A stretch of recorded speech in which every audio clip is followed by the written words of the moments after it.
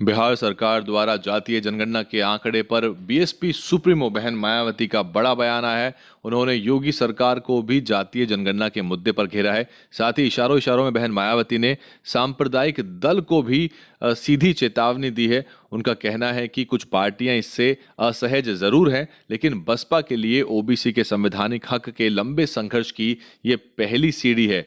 और बहन मायावती ने साथ ही प्रसन्नता जाहिर की है। उन्होंने कहा है कि बसपा को प्रसन्नता है कि देश की राजनीति उपेक्षित बहुजन समाज के पक्ष में इस कारण नई करवट ले रही है, जिसका नतीजा है कि SC/ST आरक्षण को निष्क्रिय और निष्प्रभावी बनाने और घोर ओबीसी और मंडल विरोधी जातिवादी सांप्रदायिक दल भी अपने भविष्य के प्रति चिंतित नजर आने लगे हैं। तो बहन मायावती ने 24 के चुनाव को लेकर एक इनडायरेक्ट तरीके से इशारों इशारों में बीजेपी के ऊपर निशाना साधा है। हालांकि नाम नहीं लिया उन्होंने, लेकिन उनको सांप्रदायिक दल के भविष्य की चिंता की उन्होंने बात की है और सीधे तौर पे उन्होंने अपने संघर्षों को याद दिलाया है। काशीराम साहब का इस पूरे आंदोलन में बड़ा योगदान है।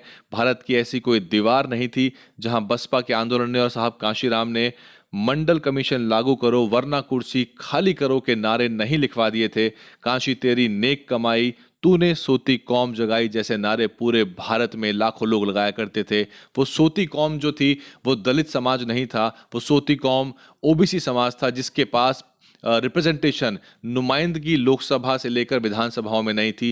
कितनी ही ओबीसी की जातियों को पहली बार बहुजन समाज पार्टी ने मजबूत करके विधानसभाओं के अंदर नुमाइंदगी दी और आज उन वर्गों के मजबूत नेता अपने समाज के लिए हक अधिकार की लड़ाई पुरजोर तरीके से करते नजर आते हैं।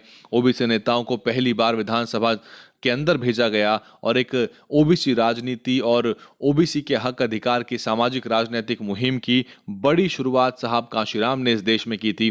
बहन मायावती ने इस मुद्दे पर योगी सरकार को भी जमकर लताड़ा। उन्होंने कहा है कि यूपी की सरकार को अब अपनी नीयत और नीति में जन भावना और जन अपेक्षा के अनुसार सुधार करके जातीय जनगणना सर्वे अविलंब शुरू कर देना चाहिए, यानी कि बिना देरी के शुरू कर देना चाहिए। किंतु इसका सही समाधान तब होगा जब केंद्र सरकार राष्ट्रीय स्तर पे जातीय जनगणना कराकर उन्हें उनका वाजिब हक देना सुनिश्चित करेगी। तो 3 ट्वीट में बहन मायावती ने बहुत ही अहम मुद्दे डाल दिए। हालांकि ये ट्वीट का मामला नहीं था, इसमें बहन मायावती को तुरंत बयान जारी करना चाहिए था। वीडियो और प्रेस कॉन्फ्रेंस कभी भी ट्वीट का मुकाबला नहीं कर सकते और इस मुद्दे पर बसपा को अभी भी समय है, अभी मामला बहुत गर्म है और इसको लेके भाजपा की तरफ से बड़ी तीखी प्रतिक्रियाएं आ रही हैं। भाजपा कह रही है ये भ्रामक आंकड़े हैं, ये भ्रम फैला रहे हैं और अब आरजेडी और जेडीयू के ऊपर भी एक तरह से लोगों का ध्यान है कि जो वो कह रहे हैं केंद्र की तरफ रुख करके क्या उसको लागू भी करते हैं।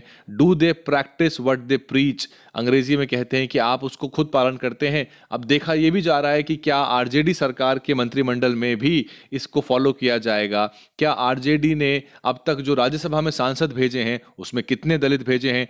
क्या आप जानते हैं कि आज तक या वर्तमान राज्यसभा में कितने जो दलित सांसद हैं वो राज्यसभा में विभिन्न दलों द्वारा भेजे गए? इसका आंकड़ा जुटा के हम आपको विश्लेषण देंगे, तब आपको समझ में आएगा कि जहां आरक्षण नहीं होता वहां दलित हाशिए पे भी नहीं, वो पूरी तरह नदारद होता है, ना के बराबर उनकी नुमाइंदगी होती है। डीएन हिंदी पे इतना ही। इस पर शाम को और चर्चा करेंगे। बसपा सुप्रीमो मायावती का जातीय जनगणना को लेकर बड़ा बयान आया है। DNN हिंदी को सब्सक्राइब करने के लिए दबाएं लाल रंग का सब्सक्राइब बटन और घंटी का बटन दबाकर ऑल नोटिफिकेशन पर क्लिक करें। चैनल को जिंदा रखने के लिए नीले रंग का ज्वाइन बटन दबाकर चैनल को आर्थिक सहयोग करें।